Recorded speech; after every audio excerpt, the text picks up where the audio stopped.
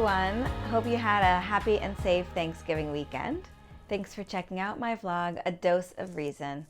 I'm Dr. Shira Doron, an infectious disease physician and the hospital epidemiologist at Tufts Medical Center in Boston. Every week, I look forward to answering your questions about the COVID-19 pandemic and sharing my thoughts on the latest news and science so you can make the best health and safety decisions for you and your family. You can send me your questions to adoseofreason@tuftsmedicalcenter.org. Please include your first name and hometown with your question. I'll pick a few questions each week to discuss in the vlog.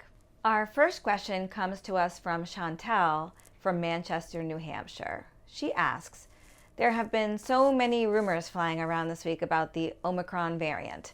Some saying it is more dangerous because it's more transmissible, and some saying it's less dangerous because it only causes mild disease. What do we know and what don't we know about Omicron at this point?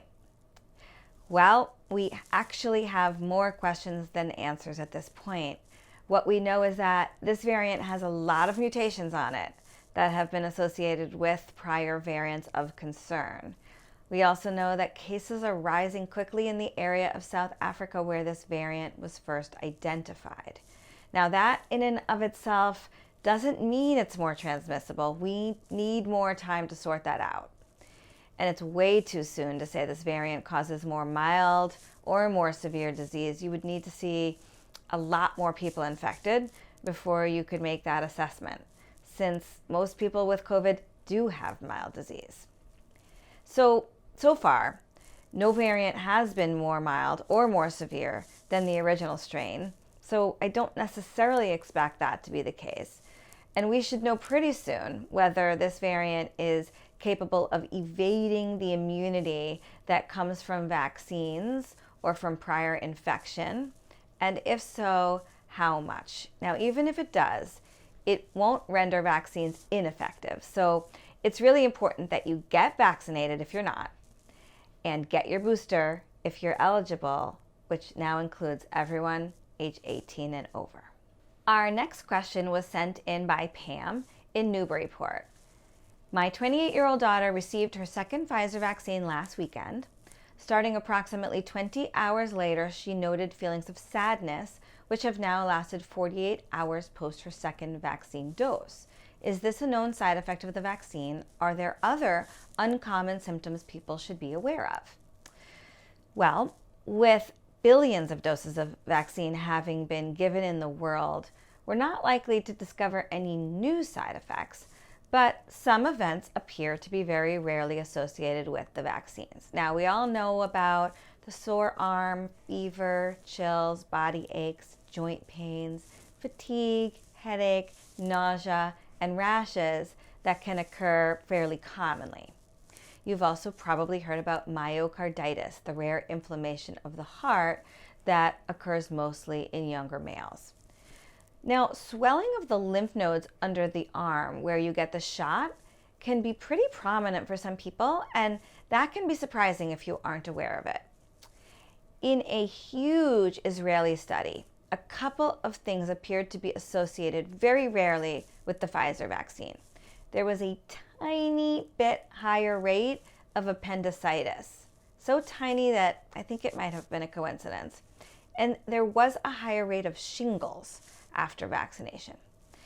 Now, the sadness that you're describing is not something I've heard of, but common things and even uncommon things do happen to people after vaccination and aren't necessarily related to the vaccine. So it's safer to get that checked out by a doctor than to chalk it up to the vaccine. And of course, while all vaccines have side effects, it's way safer to be vaccinated than to take your chances with the deadly coronavirus. Our last question is from Andy in Rutland, who asks, I saw that an FDA advisory panel voted in favor of an emergency use authorization of the new COVID-19 pill from Merck. Do you consider it a game changer? And will it work against the Omicron variant? So Andy, the expert committee that reviewed the data on molnupiravir, the new Merck pill, this week, voted pretty narrowly, actually 13-10, to recommend that the FDA give the pill emergency use authorization. So we're still waiting to hear if the FDA will do so.